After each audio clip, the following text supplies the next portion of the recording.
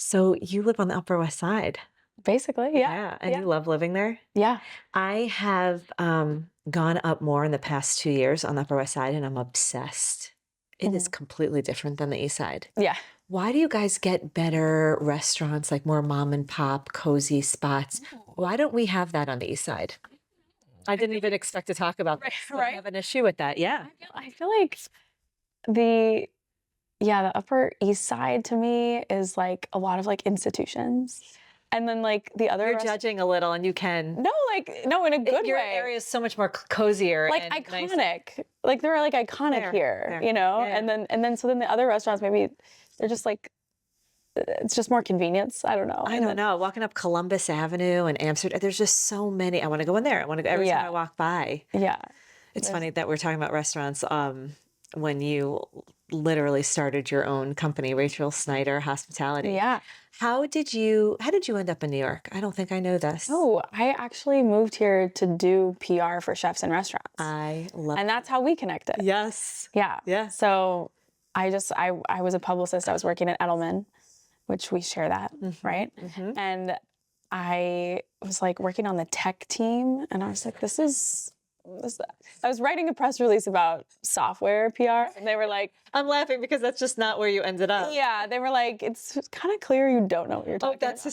hysterical. I was like, oh, yeah, I really don't. And then I was like, you know what? I can just totally focus on food. And the place I could do that is New York. So I moved here, interviewed with a bunch of different food specific agencies, and then ended up at one that worked with chefs. That's So incredible. yeah. Do you think that influences your approach and how you um, go about your business? Oh, And totally. it has to. I think it gives you an edge. Yeah. Yeah. Because if I didn't have that kind of PR marketing background, I think I wouldn't know how to communicate as well as I've been able to with I my totally business agree. and grow it that way. But yeah, How did you start cooking? I mean, it really was like a love of hosting. It's like ever since I was in high school, I was always like getting my friends together and hosting Christmas parties and making mocktails Makes and all that. sense. Yeah. Yeah. And and then I think I just realized the only thing I really loved to do was to just go to restaurants that were new, like when I lived in Seattle, and like there was always, the restaurant scene there was like really taking off, like I don't know, 10 years ago. And just like going to try different things chefs were making and I was like, I think I love just like the composition of how different people put things together. And I realized I kind of have a palate for, I don't know, I just enjoyed it maybe Yeah. more than like the next person. Yes. So I didn't really start cooking until I started a dinner club here in New York. And like my idea was to start a dinner club to really create a space in New York for intentional conversation. Because I'd been to a few kind of marketing networky kind of dinners. And I was like, man, the venue's beautiful. They hired a chef and no one is talking about anything below the Anything. surface. Like Right. it just felt kind of shallow and Right. stiff. And I was like, man, there's such a missed opportunity here. Like, I wonder if I could start a dinner club that would have just as much emphasis on the conversation as the food. And I came to a friend of mine and I was like, I've been thinking about this idea.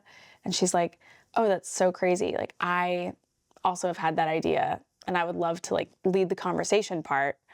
And I was, working in restaurant PR, working with chefs. And I was like, okay, like let me try to find someone who can cook for our dinner. I think I know some chefs, and so I reached out, and everyone was like, give it a few iterations, and then let me know, So I was like, oh, okay, like I think I'm cooking for this. Oh So my God. that was really like my first time. And you just jumped in like that? Just jumped in. I had so many like recipe ideas and menu ideas stored up in my phone that I would just write down as I was. Well, clearly you have a gift because I know many people who have used you who are obsessed with your food and think you're incredible. So Oh, you're not just someone who's like, I'll just You obviously had a gift, whether you knew it or not at the time. Mhm. That's incredible. I didn't know it.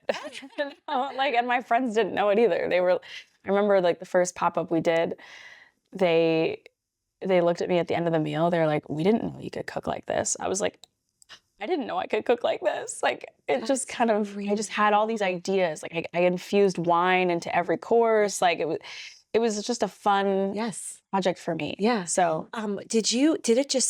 Did Rachel Snyder Hospitality was it born out of that, or did it gradually just happen?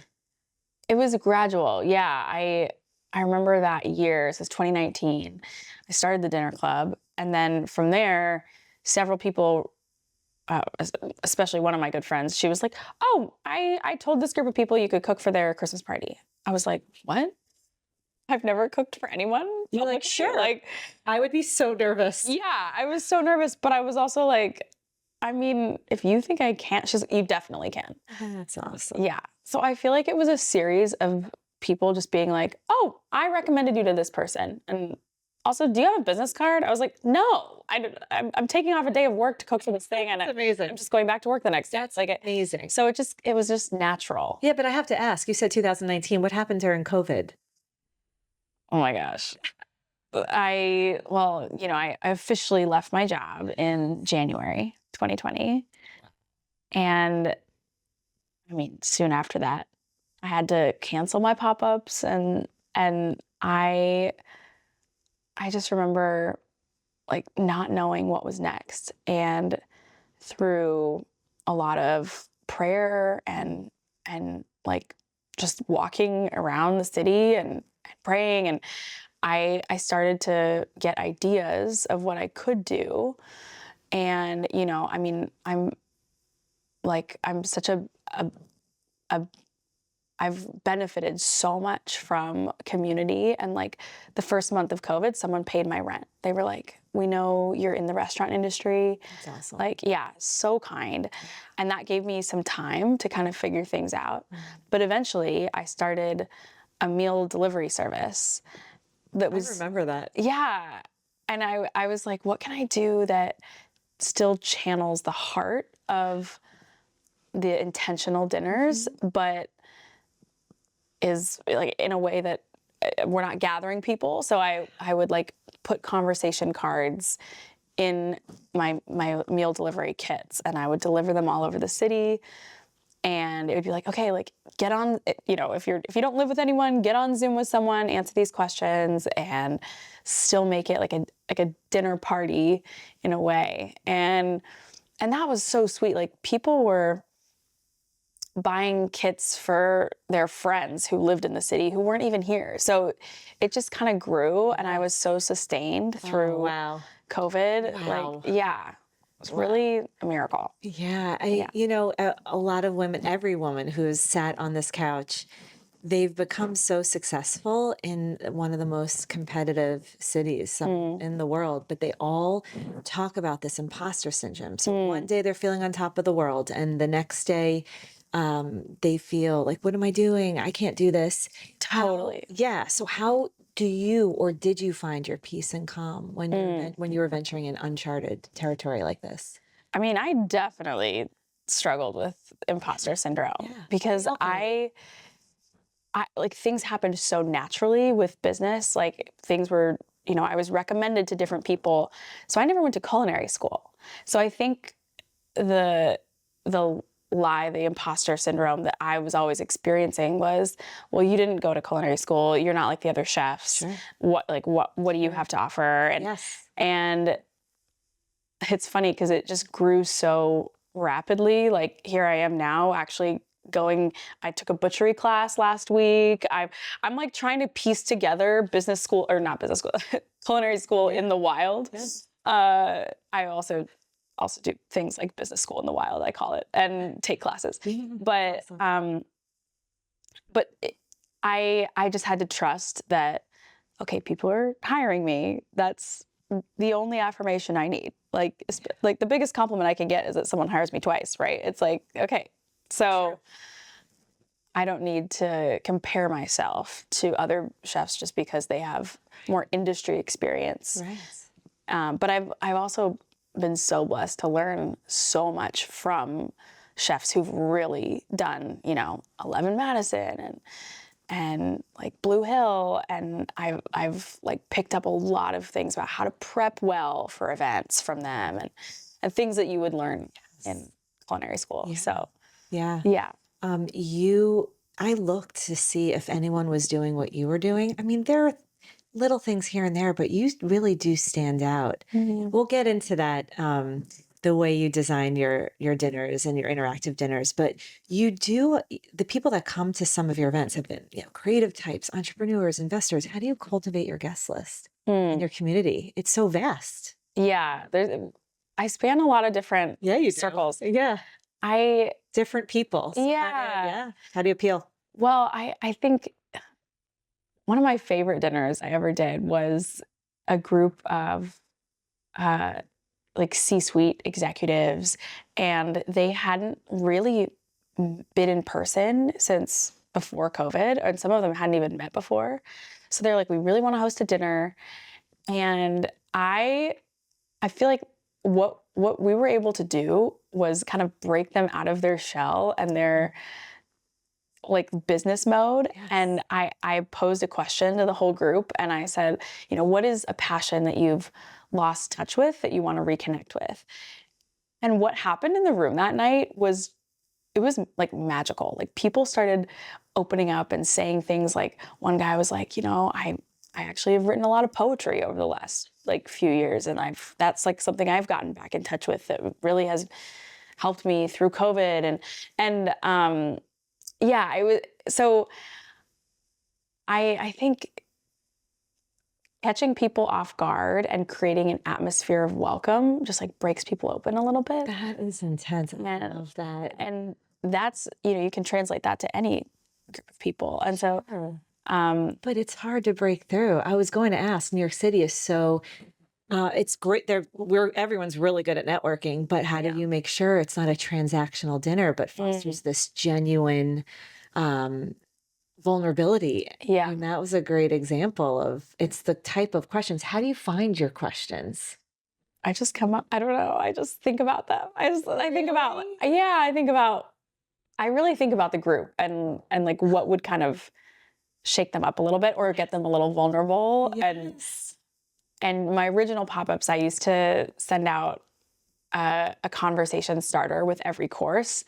And the first questions would be kind of silly and just get people talking, like more icebreaker questions, like if, like, I don't know, like describe your personal style in like 5 words or less, or like if you could only eat at one chain restaurant for the rest of your life, what would that be? And what does that say about you? Yeah. And, and then That's diving fun. into, and then you get people kind of debating and then Applebee's or Ruby Tuesdays. yeah, what does it say about you? And then, diving into more as the wine is flowing and people are loosening up, like, okay, like who is someone who's had a big impact on your life, and have you told them, and things that just. And when you do it, are they talking to the person next to them, or is it more of a intimate, everyone kind of goes down the line at the table? It's I think people. I try to have people talk in pockets. So I send all the prompts out, to each like group of people. Yeah. But for a large or like a larger group, like 20, 25 people, we could have a moment of focus where one question is brought up, kind of like that passion question. Yeah. And everyone goes around and answers it. And it's just like one moment to have everyone talk. And I feel like sometimes that's taking a little bit of a risk. Like, I'm not sure if everyone's gonna want to say something, but it's usually worth the risk. It is worth the risk. Yeah. Even when people are scared to open up or speak up, there's something about actually speaking up and everyone kind of taking it in makes you feel a part of things. It does something to your time there. Everyone knows this. So many studies show that, sharing a meal strengthens bonds. I mean, we're talking about the conversation and I still want to talk about that, but when you're designing your dinners, how do you use food as a tool to deepen conversation? Ooh, that's a great question. Just a light question. Yeah, I think about that a lot, actually. Tell me. I always think like, how can this dish or this wine serve as a conversation starter in itself? Like, so I'll try to play around with ingredients that people may have not had before. Like, I do like a ginger glazed chicken with a black rice, and people are like, black rice, a forbidden rice. I've never had that before. What is that?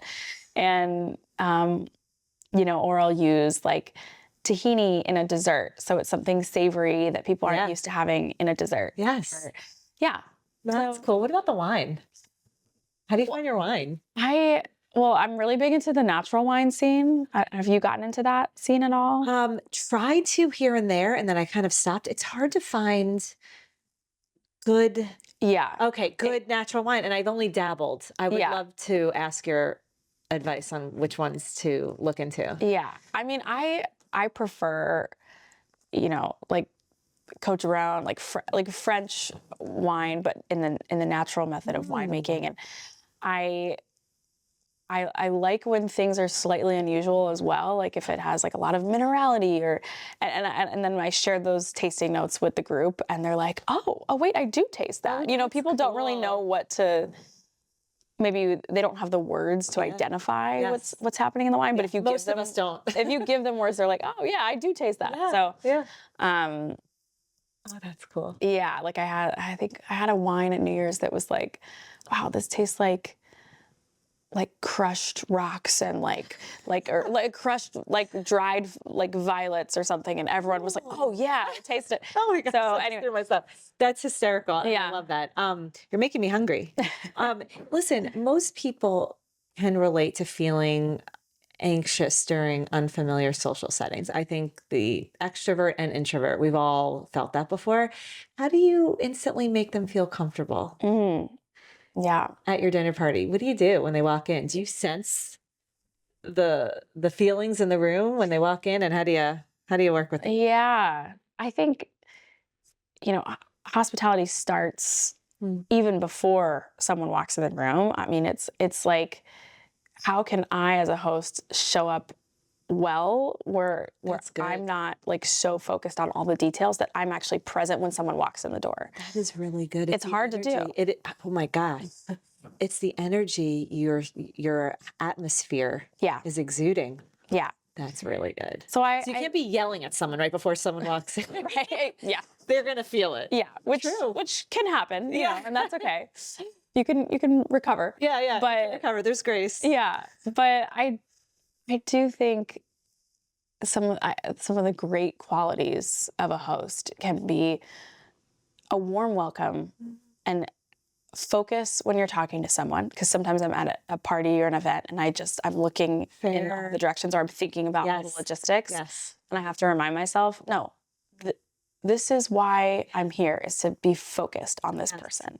And if they can, I think about what do I want to have them feeling when they walk away from tonight? All right, I want them to remember the warmth that and the focus that I've given them. And and then I think a warm goodbye is like always. What's a warm goodbye to you? We're like getting in the nitty gritty. Listen, everyone hosts, not to your extent, but people in their home, and it could be very stressful. I think they'd like a few tips. Yeah, I mean, I think. Are you a hugger? I am a hugger. I am too. Yeah. As you know. Yeah. I grabbed you when you walked in. Yeah. And I think there's just like seeing someone and looking them in the eyes and just like expressing gratitude that they were there there's intentionality. Yeah, there's intentionality, and there's so much more power in that than just like waving to someone as they're leaving. True. Do you think New Yorkers crave more intimate interactions? Oh yeah, I agree. Yeah, I think this is the most wonderful city and the most lonely. Yeah. Can be. Yeah, I mean, so many people. I mean, my family is not nearby, so the people around you, like, you're creating family, and you're like, a lot of people, they don't have someone's home that they can just walk into and feel comfortable. And so to create that for people is, Yeah. yeah. I So heard a beautiful. story. She's a well-known person. I forgot her name, an influencer. She said before she got big, she had no money, but every Sunday she opened her home up to Oh, 10, 20 people. I mean, she made whatever was in her cupboard and it was magical. yeah. I mean, I know you're about food, but you're also about the gathering and Yeah. the intentionality of it all. And it was just sitting together. It's people sometimes are so fixated on the perfection of things that they're Yes. forgetting, including myself, they're forgetting just being in a room with people is healing and wonderful, Yes. Yeah. And right? I'm so not a perfectionist. I'm like, That's awesome. Which maybe it shows why you were able to kind of pivot. You know, some totally. people get caught up in the perfectionism, although I do find entrepreneurs are the ones that just have an idea and just run with it. You're another one. You're Yeah. another entrepreneur sitting on this couch. Yeah. Yeah. Perfectionism can literally paralyze you. Totally. Yeah. I know. It can really hold you back from, Right. So if you do something wrong, you're like, oh, that didn't work. yeah. Keep it going. That's the attitude. Yeah. Yeah. I have so many questions for you because me personally, that I want to ask you that I'm just going to like go down my list, Sure. if you don't mind. When you're not hosting, what is your favorite place to Oh, go eat and unwind? It could be anywhere. It doesn't have to be this fancy place. What's your yeah. I mean, my just cliche go to, honestly, is Dante in West Village. It's so good. Yeah. I love that place. That's a good I just one. love a martini, specifically the martini one. So I've been known to frequent the bar. It's a great ambiance. Yeah, it just feels very iconic New York It too. does. It And does. sometimes there's even live jazz, and I've never been it there just for live jazz. yeah, Wow. it just makes it feel Mhm. like, wow, I'm in New York. That's a good one. Do you have an underrated spot in New York City? Oh, No one really goes to, but they should. No pressure. Now, if you share it, yeah. So well, many yeah, I don't. know. No. Okay, so Auto Boy, not to be confused with Attaboy, but the Korean fusion Okay. restaurant. Same owners of Auto Mix, which is Michelin, Okay. but Auto Boy is their kind of reduced tasting menu. And I just find their flavor combinations to be so unique Where is and it? inspiring. It's in Nomad. Okay. Yeah. Okay. I have to check it out. I've Yeah. never been. But it's just always creative and always inspiring, and they use ingredients that I would never use. And it's just, yeah. Okay. Okay. What's the biggest mistake people make when hosting a dinner party? Oh, I think not being present with their guests. You're right. Yeah. You're right. Like, really, that's the whole point of having someone over. And if you miss that, Mhm. it's, I'm not as well versed in the kitchen as you, but I also find what I can make prior is better. Something yeah. that's pre-made that I don't have to do as much once they've arrived Yeah. helps me as well. Do you have like a go-to thing that you like? Depends on the season. There you go. Yeah. I don't want to give you any. It's not going to be as fancy. Like in the winter, there's a lot of dishes and lasagnas and Yeah. heavy things that I can make prior. Mhm. I don't know. I think it just helps my being more present when I am not like Yeah. cutting and chopping and going crazy. Yeah. Or maybe I'm just not good at multitasking. You're probably like, Well, I always tell people when people ask like, yeah, how to structure planning for your dinner, and I'm always like, well, if you have things to chop, like for a salad, for example, save that for like when guests arrive early and they're like, "Oh, can I help with anything?" Be like, So "Yeah, good. can you chop these tomatoes for the salad?" Yeah, great. And people love to help, and Yeah, people they are afraid to task. ask, but people love helping. Yeah, so I always like save a Yes. few tasks Yeah. for like the early people Yeah. because they want to help. Is that your hosting hack? I was going to say, what is your hosting hack for making dinners feel effortless? That's definitely a hack. Love it. Yeah, Love yeah. it. Or like assign someone to making drinks or something, Yeah. What is your secret to making guests feel comfortable when they walk in? Mm. Is it that hello you were talking I think it's it's a warm greeting. It's like dropping whatever you're cooking Yes. and giving them a hug, taking their coat, offering them something to drink. Yeah. Easy. I agree. Yeah. I find that everyone just ends up in the kitchen area. Yeah. I think that's everywhere, but growing up, I'm Italian, everyone just piled in the kitchen. Like Yeah. you couldn't get through people. It's just where women felt the most comfortable and happy. So I just find like they're all in the kitchen and we're just chatting. People are sitting on counters. It's just comfortable. Yeah.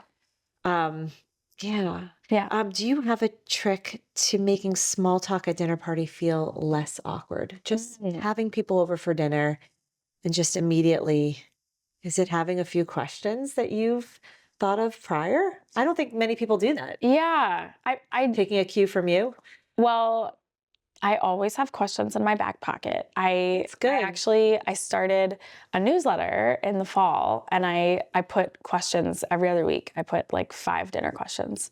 So if you want a resource, it's there. We're going to link it. But I love that. Yeah, but I feel like for small talk, I try to think about, what would connect the people in the room. So I'll try to be like, oh, this person just went to Italy. Oh, you should talk, you should tell them about your upcoming trip and whatever. Right. But I love having one question kind of for the whole group. So I kind of save a few of those. Do you host often in your home? Yeah. And that's not a weird question. You could be busy all the time and that's the last thing you want to do. Right. Right. Yeah. I feel like especially when, winter months, like business slows down a little bit, that's when I really like to host. Yeah. And that's when people also are just typically going to be at home and available to come over. You have an outdoor space. Are you out there? Oh yeah. A lot? Summer, that's true. Also summer, grilling. I was going to say, do you have a barbecue? Mm-hmm. Yeah. Do you barbecue? I do. Yeah. I love that. Yeah. Do you think ambiance plays a part in it? The lighting, music? Yes, I would say the other hack to hosting, other than, warm greeting, warm goodbye, intentional conversation. Yes. Atmosphere, absolutely. Like I am such a candle lover. I just buy bulk, like tall candles and I just put them everywhere. Nice. And I think lighting for sure. And having a good playlist. Those are 2 keys to setting, like turning like an awkward night into like a really beautiful. It's funny you said music. When there's not music playing in someone's home, I instantly feel awkward. Yeah. Totally. I don't know why that is, but I don't know either. It's just, again, it sets the tone. Yeah. So you don't have to talk, but you can enjoy this song playing for a minute. Right. And talk about that. Right. It's so good. That can also serve as a conversation starter. Definitely. Yeah. And it does. Yes. Do you have an impressive dish, an easy dish that we can all make and look like rock stars? Ooh. I mean, I'm trying to think about what I've published recently. Yeah, let us know and we'll show it. Yeah. I mean, impressive dish. Easy dish. Yeah. I usually do pomegranate braised short rib. Okay, that sounds incredible. So yeah, so you just sear That's the short rib impressive. and then you throw in some pomegranate juice and do like a little pomegranate molasses like glaze when they're out of the oven. Oh my gosh. What are the sides? I usually do a parsnip puree, but you can do mashed potatoes. Is this in your letter? I haven't published this one. You're going to have to. Yeah. It sounds incredible. Yeah, it's definitely like a winter dish. And you just throw some pomegranates on top and I love that. yeah. Okay. Yeah, you have to publish it and I'll steal it. Yeah. Someone has one night in New York City. Where are you sending them? Oh, To dinner. I mean, I think the first thing that comes in your head, because we can go through price and all variables. What's the first place that comes in your head? right. I mean, I'm such a sucker for like the classics, I'm like, I think you should go experience the iconic New York spot. I think you should try to get into Balthazar. You should try to get into Dante. Like, yeah. I feel like if you have one night, you got to. You said iconic. I thought Balthazar. Yeah. I mean, it's the best. Yeah. It stands the test of time. Truly. I know. It's so funny. I took my daughter there for lunch. I know. So fun. We were looking into high schools, doing open houses, and I was like, let's go here. And I'm like, she's such a New Yorker that at 13, she's like enjoying a burger. Yeah. That's going to be her normal. Yeah. I remember watching my friend's kid last year and she goes, I want a treat from a coffee shop. I was like, you're such a New York kid. Like Like, I want an Olipop from a coffee shop. Hysterical. Yeah. I know. Yeah. I So don't yeah, know if it's good or I don't know. Well, I'll let you know in 10 years. yeah. I don't know. It's part of the city. It's part of yeah. Yeah. Listen, the culture of the city is food oriented. Yeah. I went to great. like Red Robin growing up in the suburbs. So that's just the Listen, I'm from Long Island. Went to a lot of diners, and there's something about that too. yeah. Diners are great. Oh yeah. I feel like that's the late night eat. Like someone also has to go to a diner. I know. Yeah. Are there 24-hour diners still? Oh yeah. Where? Around here, it's closed. They've closed a lot of those. That's true. I know. Yeah, there's one out near 57th Street, Columbus Circle, that's like the Flame, and it's like the flame never dies, and like it's So like, good. Do you go? It never sleeps. Yeah. I've been there late at night. Nice. That or a slice, right? Yeah. Oh, is always good. Do you have advice for the woman that wants to start her own venture in the hospitality food world? I would say there's always room, right? Like I think everyone I've met that is doing a pop-up or doing a floral business or something that is in that realm, Yeah. everyone has a unique take. And so I've enjoyed every person I've met in the hospitality industry for their unique thing. Yeah. And I would just say it's beautiful to find other people who are kind of starting out and to network laterally. I've been hearing that a lot. Have you Interesting. like rather than shooting for someone who, you know, is really successful Yes. and has a lot of Instagram followers or whatever, Yes. just like finding the people who are also kind of Wow. starting out and networking with them and collaborating with them. That's awesome. That's how I really grew. Oh, that's great. I It's like like that. finding people to grow together. Yes. And someone also said recently, if you Google it, someone probably is doing what you're doing, but they're not you. Yeah. So just follow your passion and Yeah. like be laser focused on that. Yeah. No one would ever start anything new. Right. And we all touch different circles. Yes, you do. So, And what you bring, no one else can bring because they're not you. right. Yeah. Yeah. Oh, that's good. How do you define success in this field? Mm. Staying power? You're right. Truly. Yeah. I think, well, then for some events, the mark of a good night for me is like if people leave my event and they go to a bar afterwards and they're all continuing to hang out. I'm like, well, that means that they all connected and this night did something for them. That's and they're awesome. moving on. Like Yes. that is success for me. So clearly that's happened. That's very specific. Yeah, That's it's really pretty amazing. specific. Yeah, if people want to continue the night, yeah. I find that as a good sign. Instead of running home being like, thank God that's over. You're right. That is a testament. You know, New York City is so loud and so full of distractions. How do you ground yourself with all that noise around you? Yeah, that's good. I mean, I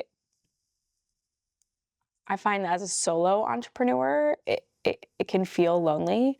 And you know, my relationship with God, I feel like I'm like, well, I don't have a boss. I don't have someone to like bounce ideas off of sometimes. And I feel like spending time with God in the morning, it gives me direction and gives me like grounds me. Yeah. And also like helps me realize that sometimes it's easy to spiral and think like, oh, like I don't know when the next gig is coming or whatever. And instead of spinning my wheels and trying to do a constant outreach, I'm like, actually, like, all God wants from me today is just to spend time with him. And when I do that, I get a lot of peace and I'm not really my worry dissipates. Yeah. And I just trust like everything's always worked out. Yeah. And I don't need to worry about the future.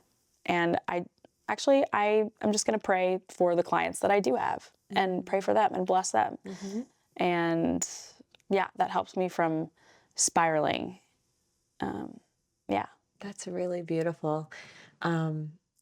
That spiraling, I think everyone can relate to.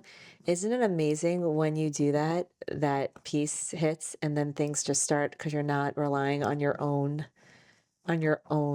energy and Yeah. power, but you're like giving it to God and things are just falling where they need to go Yes. without you spiraling. It's Yes. incredible. Yeah. Yeah.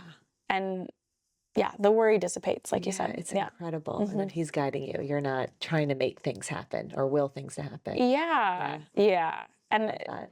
And I can get so caught up about where my business is going because I've had